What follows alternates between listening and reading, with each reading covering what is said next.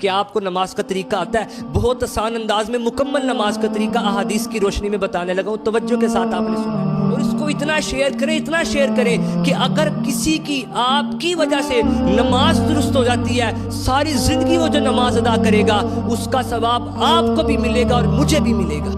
یاد رہے کہ جب بھی آپ نماز پڑھنے لگے، آپ کا جسم، آپ کے کپڑے اور جس جگہ آپ نماز ادا کر رہے ہیں، یہ تینوں چیزیں پاک ہونی چاہیے۔ آپ کا ستر چھپا ہوا ہو، آپ کا چہرہ قبلے کی طرف ہو، جو نماز آپ ادا کر رہے ہیں اس نماز کا وقت شروع ہو چکا ہو، اور جب بھی نماز ادا کریں اس نماز کی نیت آپ نے کرنی ہے۔ مثال کے طور پہ آپ نماز ظہر کی 4 رکعت فرض ادا کر رہے ہیں، تو آپ کے دل میں یہ پکا ارادہ ہونا چاہیے کہ میں ظہر کی 4 رکعت فرض نماز ادا کر رہا ہوں۔ اگر دل میں بھی نیت ہوگی کافی ہے، لیکن اگر زبان سے کہیں گے تو یہ بہتر ہے۔ ہاتھوں کو کانوں کی لو تک لائیں اور اللہ اکبر کہتے ہوئے ناف کے نیچے اس کو اس طرح باندھنا ہے کہ سیدھے ہاتھ کی ہتھیلی والی سائڈ الٹے ہاتھ کی کلائی کے سرے پر رکھیں اور ناف کے نیچے باندھیں۔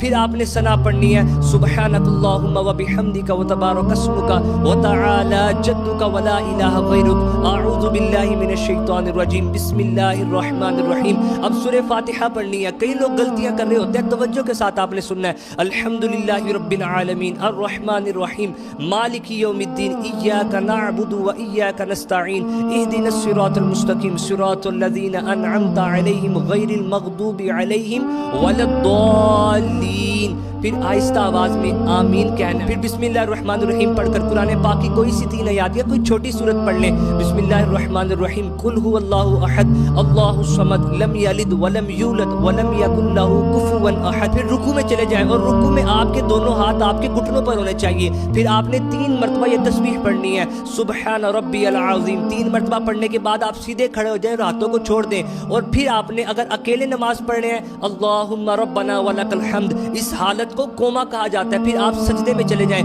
اور بڑا اہم مسئلہ بیان کرنے لگا ہوں۔ جب سجدے میں جائیں پہلے اپنے دونوں گھٹنے رکھیں، پھر ہاتھ رکھیں، پھر ناک اور پیشانی کو رکھیں اور ناک کی ہڈی کو آپ نے جمانا ہے، اور سجدے کی حالت میں آپ کے پاؤں کی انگلیوں کا پیڈ زمین پر لگا ہونا چاہیے۔ اگر 10 کی 10 انگلیوں کا نہیں لگ سکتا تو کم از کم دونوں پاؤں کی 3 انگلیوں کا پیڈ زمین پر لگا ہونا چاہیے۔ پھر 3 مرتبہ سجدے میں آپ نے یہ تسبیح پڑھنی ہے، سبحان ربی الاعلی، اور کم از کم 3 مرتبہ تسبیح پڑھنے کے بعد آپ نے بیٹھ جانا ہے۔ دونوں سجدوں کے درمیان بیٹھنے کو جلسہ کہا جاتا ہے۔ سیدھا قدم آپ کا کھڑا اور الٹے قدم پر آپ نے بیٹھنا ہے، اور 1 مرتبہ سبحان اللہ کہنے کی مقدار آپ نے اسی طرح بیٹھے رہنا ہے۔ پھر دوسرا سجدہ کرنا ہے، پھر سیدھا کھڑا ہو جانا ہے، دوسری رکعت آپ نے ادا کرنی ہے۔ جب آپ دونوں سجدے کر لیں گے پھر آپ نے بیٹھنا ہے، اور آپ نے التحیات للہ والصلوات والطیبات السلام علیک ایھا النبی ورحمۃ اللہ وبرکاتہ، السلام علینا وعلی عباد اللہ